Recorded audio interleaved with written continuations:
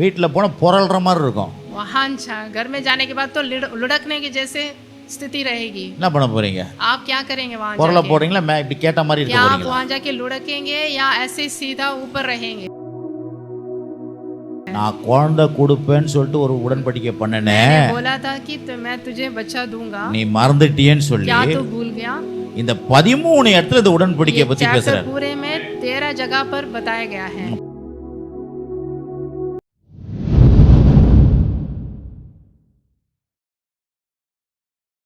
நல்லா பூஸ்டா கேட்டுட்டு போய் நிப்பீங்க. आप अच्छा सुन के घर में जाएंगे, வீட்டில் போனா இடகுடமா இருக்கும். घर में जाने से कुछ न कुछ ऐसा वैसा होगा। என்ன பண்ண போறீங்க?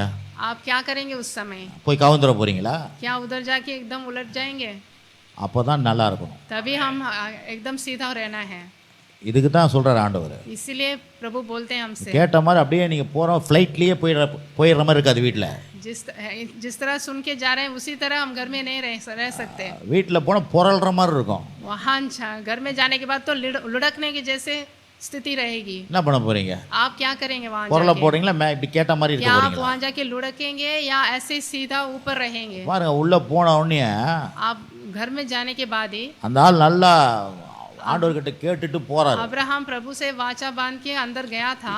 இதை தரவா அதை தரவா தான் அப்படி तुझे नगर दूंगा, ये दूंगा, वो दूंगा करके प्रभु बोले, वैसे ही सुन के गया था। இந்த லேடி சொல்லுது, लेकिन अंदर जाने से साराल बोली, போப்பா அவர் கடுக்கிறாரு, குழந்தை கொடுக்குறாரு, तुम्हारे प्रभु को छोड़ो, போ यहाँ पर அந்த ஆகார நானே சொல்றேன், हमारे घर में जो काम करने वाले எனக்கு ஒரு குழந்தை, இமிடியேட்ல ஒரு குழந்தை வேணும், मुझे एक बच्चा चाहिए कैसे भी करके बोली அப்படின்னு சொன்ன உடனே ऐसे साराल बोली। இவரும் பார்த்தாரு, ये भी देखे थे, ஓ இது தேவ சித்தமா இருக்குமோ, मैं भी वो सोचे कि क्या शायद ये प्रभु का इच्छा है அப்படின்னு சொல்லி குழந்தையை பெற்று எடுத்துட்டார். वो एक बच्चे प्राप्त उत्पन्न हो गया। அதுக்கப்புறம் 15 வருஷம் தேவன் அவர்கிட்ட பேசவே இல்லை. उसके बाद 15 साल तक प्रभु उनसे बात ही नहीं करे। 16 ஆகார் ஆபிரகாமுக்கு இஸ்மவேலை பெற்றபோது ஆபிரகாம் 86 வயதாக இருந்தான். 16 जब हागार ने अब्राहम के द्वारा इस्माइल को जन्म दिया, उस समय अब्राहम 86 वर्ष का था। எவ்வளோ இருந்துச்சு வயசு? उसका 86 वर्ष का था। 17:1 வாசிக்கிறேன். अभी 17 में 1 ஆபிரகாம் என்ன வயசு ஆகுதுன்னு பாருங்க. அப்போ ஆபிரகாம் 99 வயதான போது கர்த்தர் ஆபிரகாமுக்கு தரிசனமாகி, நான் சர்வ வல்லமையுள்ள தேவன், நீ எனக்கு முன்பாக நடந்து கொண்டு உத்தமனாய் இரு அப்படின்றார். जब अब्राहम 99 वर्ष का हो गया था, तब यहोवा ने उसको दर्शन देकर कहा, मैं सर्वशक्तिमान परमेश्वर हूँ, मेरी उपस्थिति में चल और सिद्ध होता जा करके बोले। 86 99 वो 96 से अभी 99 वर्ष का था। 86 से 13 வருஷம் தலை வச்சே பாட்டுக்களை இவர் 13 பக்கம். साल उनके पास प्रभु बात ही नहीं किए, ஆண்டவர் प्रभु उनसे बात ही नहीं करे 13 साल से। கவனிங்க. आप देखिए, ஆகவே தான் தேவன் அவருடைய நோக்கத்தை நம்முடைய வாழ்க்கையில் நிறைவேற்றுவார். प्रभु हमेशा उनकी इच्छा को हमारे द्वारा पूरा करेंगे। ஆசை தீர அந்த பையனை வளர்த்துட்டார்.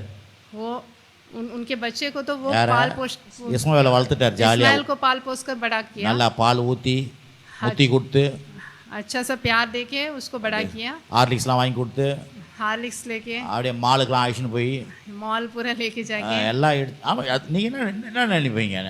விட்டுருவார் அவரு? क्या वो अपने बच्चे को छोड़ देंगे? பணக்காரங்க அவனால वो तो बहुत धनवान है। அப்படியே வளர்த்திட்டார். ऐसे पाल पोस कर उसको बड़ा कर दिया। அப்படியே குழந்தை ஆசை போயிடுச்சு.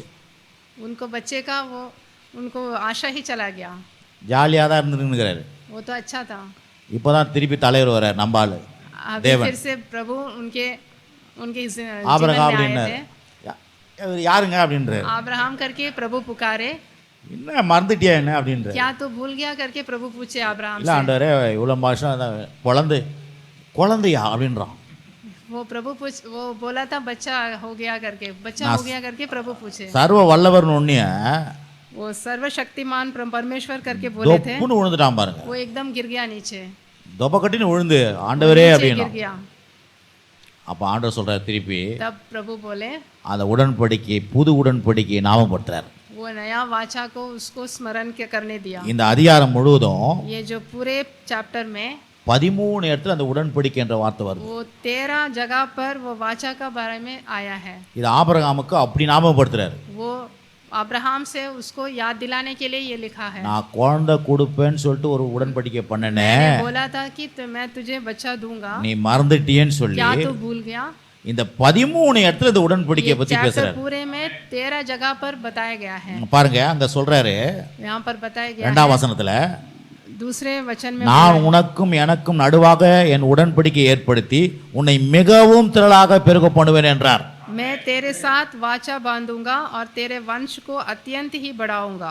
இவர் ஒன்னே கண்ணை முத்தி கொடுத்துனுக்கிறாரு. वो तो इकलौता पुत्र जन्म होने के बाद उसी को प्यार करने திருப்தி लगा, ஆயிட்டார் தலைவர். उसी में वो तृप्त हो गया। நிறைய பேர் அப்படிதான் பாருங்க, கிறிஸ்தவ மக்கள் बहुत से मसीही लोग ऐसे ही हैं, போதையா போதையா बस से करके बोलते हैं। இலை போடுறதுக்கு முன்னே போதையான்றது. वो वहाँ पर சாப்பாடு கூப்பிட்டு खाना को बुला के இலைய போட்ட உடனே वहाँ पर प्लेट रखने से போதையா ही बसे அப்படின்றது. बसे बोलते हैं। தண்ணி தெளிக்கிறதுக்குள்ளே போதும். वहाँ पर रखने से அந்த पहले மாதிரி இந்த बोलते மனுஷன் हैं ஆயிட்டாரு. बसे। वैसे ही अब्राहम போதையா போதையான்னு एक बच्चे के बाद ही बसे करके हो गया वो। கர்த்தர் சொல்றது வேணையா வேணையான்ற. लेकिन प्रभु बोल रहे हैं और भी दूंगा। ஹலோ, आमीन। நீங்க போதும்னு சொன்னா கூட आप அவர் விட बस से மாட்டாரு. बोलने से भी प्रभु नहीं छोड़ेंगे तुम्हें, உனக்கு வேணும்னு तुम्हें और भी दूंगा करके बोलेंगे। அல்லேலூயா.